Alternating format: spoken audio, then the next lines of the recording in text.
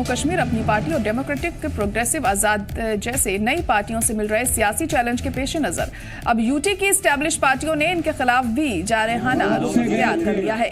पट्टन में national conference कारकुनों के इजलास से खिताब करते हुए उमर अब्दुल्ला ने कहा कि पार्टी को बदनाम करने के लिए अल्ताफ बुखारी बेबुनियादी इल्जाम लगा रहे हैं। उन्होंने कहा कि नेशनल कॉन्फ्रेंस को कमजोर करने के लिए हर दौर में साजिशें होती रही हैं। इससे पहले सीनियर लीडरान के साथ पट्टन पहुंचने पर हल्का इंचार्ज और कारकुनों ने पार्टी नायब सदर उमर अब्दुल्ला का पुरजोश इस्तकबाल किया और इस मौके पर अली मोहम्मद सागर, तनवीर सादिक और नासिर असलम वानी भी उनके हमराह रहे। उमर अब्दुल्ला ने अल्ताफ बुखारी की तनकीद उससे बयान पर की, जिसमें उन्होंने कहा था कि कांग्रेस ने 2010 में उमर अब्दुल्ला की सरकार बचाने में मदद की थी। उमर अब्दुल्ला ने कहा कि दूसरे लीडरान की तरह उन्होंने सौदेबाजी की सियासत कभी नहीं की।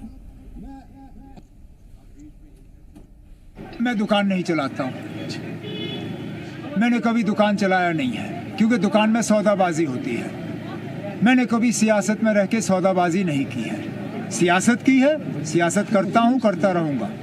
हुकूमत की है, आज नहीं कर रहा हूँ, अल्लाह ताला ने चाहा तो कभी करूँगा। जहाँ तक रही हुकूमत को गिराने की साजिश, इसमें मुझे और कुछ कहने की ज़रूरत ही नहीं है। अल्ताफ बुखारी साहब ने सारा क्लियर कर दिया है कि 2010 में क्या हो रहा था। ये साजिश पहली बार इतनी हिम्मत है मुझे कि इंडिया अलायंस में रह के मैं कांग्रेस के बारे में कुछ कह सकूं।